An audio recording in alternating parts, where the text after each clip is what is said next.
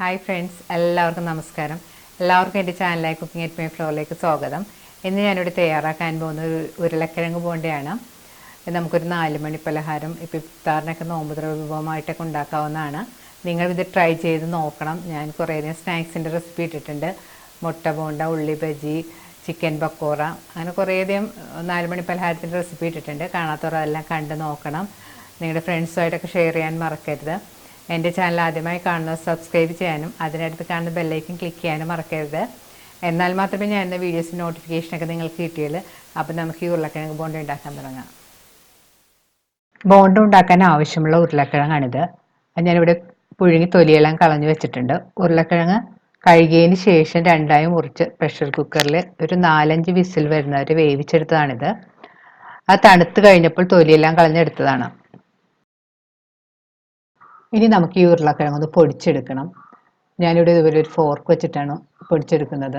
സ്പൂണോ ഫോർക്കോ അല്ലെങ്കിൽ നമുക്ക് കൈ കൊണ്ട് വേണമെങ്കിലും പൊടിച്ചെടുക്കാം. ഉരുളക്കിഴങ്ങ് പൊടിച്ചെടുക്കുമ്പോഴത്തേക്കും വെണ്ണ പോലെ അങ്ങോട്ട് പൊടിച്ചെടുക്കണ്ട. ഇടയ്ക്ക് ചെറിയ കഷ്ണങ്ങളൊക്കെ കിടന്നോട്ടെ, കുഴപ്പമില്ല. നമ്മൾ പൊട്ടറ്റോ മസാലയൊക്കെ ഉണ്ടാക്കാൻ പൊടിച്ചെടുക്കുന്ന പോലെ പൊടിച്ചെടുത്താൽ മതി. ഇപ്പോൾ ഉരുളക്കിഴങ്ങെല്ലാം ഈ കാണുന്ന പോലെ പൊടിച്ചെടുത്തിട്ടുണ്ട്. ഇത് നമുക്ക് മാറ്റി വെക്കാം. ഇനി ബാക്കിയുള്ള ഇൻഗ്രീഡിയൻസ് എന്തൊക്കെയാണെന്ന് നോക്കാം. കടുക്, ചെറിയ ജീരകം, ഉഴുന്നുപരിപ്പ്. ഇനി വേണ്ടത് പച്ചമുളക് 2 വട്ടത്തിൽ അരിഞ്ഞത്, ഒരു ചെറിയ സവാള ചെറുതായിട്ട് അരിഞ്ഞത്, കറിവേപ്പില, ഇഞ്ചി ചെറുതായിട്ട് അരിഞ്ഞത്.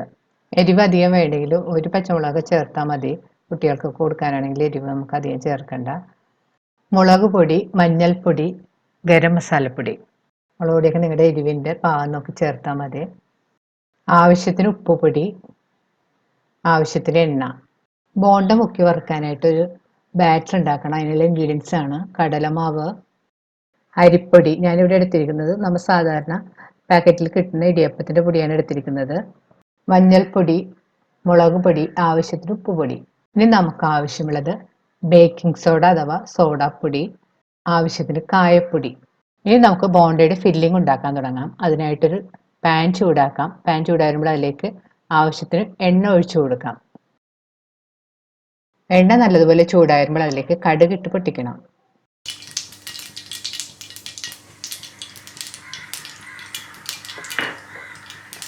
കടുക് നല്ലതുപോലെ പൊട്ടി വരുമ്പോൾ അതിലേക്ക് ചെറിയ ജീരകം കൂടി ഇട്ട് പൊട്ടിക്കണം.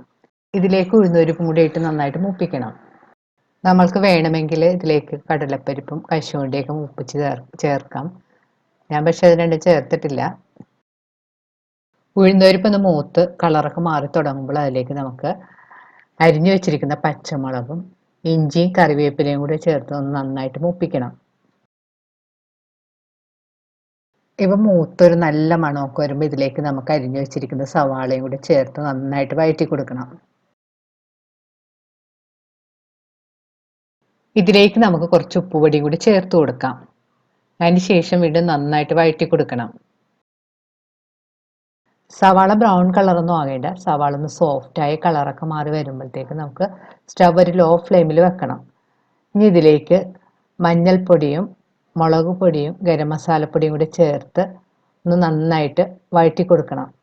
പൊടിയുടെ പച്ചമണമൊക്കെ ഒന്ന് മാറി വരുമ്പോൾ ഇതിലേക്ക് നമുക്ക് ഉരുളക്കിഴങ്ങ് കൂടി ചേർത്ത് നന്നായിട്ട് മിക്സ് ചെയ്ത് കൊടുക്കണം. ഉരുളക്കിഴങ്ങിൽ ആ മസാലയൊക്കെ ഒന്ന് നന്നായിട്ട് പിടിക്കുന്നവരെ ഒരു 3-4 മിനിറ്റ് ഒന്ന് നന്നായിട്ട് വഴറ്റി കൊടുക്കണം. ഇപ്പോൾ മസാലയൊക്കെ റെഡി ആയിട്ടുണ്ട്. അവസാനം നമുക്ക് ഇതിലേക്ക് അരിഞ്ഞു വെച്ചിരിക്കുന്ന കുറച്ച് മല്ലിയിലയും കൂടി തൂവി കൊടുക്കാം. ഉപ്പെല്ലാം നോക്കിയിട്ട് നിങ്ങളുടെ പാകത്തിനനുസരിച്ചുള്ള ഉപ്പെല്ലാം ചേർത്ത് കൊടുക്കണം. ഇനി മസാല നമുക്ക് കുറച്ച് സമയം തണുക്കാനായിട്ട് മാറ്റി വെക്കാം. ഇനി ബോണ്ട മുക്കി വറുക്കാനുള്ള ബാറ്റർ ഉണ്ടാക്കാൻ തുടങ്ങാം. കടലമാവിലേക്ക് അരിപ്പൊടിയും കൂടി ചേർത്ത് നന്നായിട്ട് മിക്സ് ചെയ്ത് കൊടുക്കണം. ഇനി ഇതിലേക്ക് മുളക് പൊടി, മഞ്ഞൾപ്പൊടി, കായപ്പൊടിയും കൂടി ചേർത്ത് കൊടുക്കാം.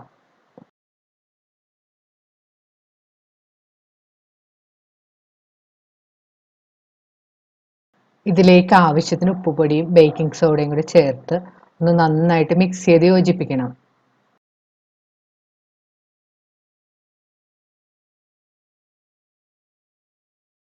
ഇനി ഇതിലേക്ക് വെള്ളം കുറേശ്ശെ ഒഴിച്ച് നന്നായിട്ട് മിക്സ് ചെയ്ത് കൊടുക്കണം. വെള്ളം കുറേശ്ശെ പല പ്രാവശ്യമായിട്ട് ഒഴിച്ച് കട്ടയില്ലാതെ കലക്കിയെടുത്താൽ മതി. വെള്ളം കൂടി പോകരുത്. ബാറ്റർ കൂടുതൽ വെള്ളം പോലെ ആയി പോകാനും പാടില്ല, കൂടുതൽ കട്ടിയായി പോകാനും പാടില്ല. ഉപ്പെല്ലാം നോക്കിയിട്ട് പാകത്തിനുള്ള ഉപ്പെല്ലാം ചേർത്ത് കൊടുക്കണം. ഇപ്പോൾ ബാറ്റർ നല്ല പാകത്തിന് കലക്കി എടുത്തിട്ടുണ്ട്. ഈ കൺസിസ്റ്റൻസിയിൽ വേണം ഇരിക്കാനായിട്ട്. കൂടുതൽ വെള്ളം പോലെ ആയിട്ടുണ്ടെങ്കിൽ നമ്മൾ മുക്കി വറുക്കുമ്പോഴത്തേക്കും പൊട്ടറ്റോ മസാലയിൽ ഇത് പിടിക്കൂല. റെഡിയാക്കി വെച്ചിരിക്കുന്ന പൊട്ടറ്റോ മസാല തണുത്ത് വന്നിട്ടുണ്ട്. ഇനി ഇതിൽ നിന്ന് കുറച്ച് മസാല എടുത്ത് കയ്യിൽ വെച്ച് ഇതുപോലെ ചെറിയ ചെറിയ ഉണ്ടകളായിട്ട് ഉരുട്ടിയെടുക്കണം. ഞാനിവിടെ ചെറിയ ഉരുളകളായിട്ടാണ് ഉരുട്ടിയെടുത്തിരിക്കുന്നത്. നിങ്ങൾക്ക് വേണമെങ്കിൽ കുറച്ചുകൂടെ വലുതായിട്ട് വേണമെങ്കിൽ എടുക്കാം. അത് നിങ്ങളുടെ ഇഷ്ടം അനുസരിച്ച് ചെയ്യാം. ഇപ്പോൾ പൊട്ടറ്റോ മസാല എല്ലാം ഉണ്ടകളായിട്ട് ഉരുട്ടിയെടുത്തിട്ടുണ്ട്. ഈ അളവിൽ ഉണ്ടാക്കിയ ഏകദേശം ഒരു 11 ബോണ്ട നമുക്ക് ഉണ്ടാക്കിയെടുക്കാൻ പറ്റും. ബോണ്ട ഉണ്ടാക്കാനായിട്ട് ഞാനിവിടെ ഒരു പാനിൽ എണ്ണ ചൂടാക്കാൻ വെച്ചിട്ടുണ്ട്. എണ്ണ നല്ലതുപോലെ ചൂടായിട്ടുണ്ടോ എന്ന് അറിയാനായിട്ട് നമുക്ക് റെഡിയാക്കി വെച്ചിരിക്കുന്ന ബാറ്ററിൽ നിന്ന് ഒരു നുള്ളു ബാറ്റർ നമുക്ക് എണ്ണയിലേക്ക് ഇട്ട് കൊടുക്കാം. ആ ബാറ്റർ എണ്ണയുടെ മുകളിലേക്ക് പൊങ്ങി വന്നിട്ടുണ്ട്. എണ്ണ നന്നായിട്ട് ചൂടായിട്ടുണ്ട്. ഇനി നമുക്കത് കോരി മാറ്റാം.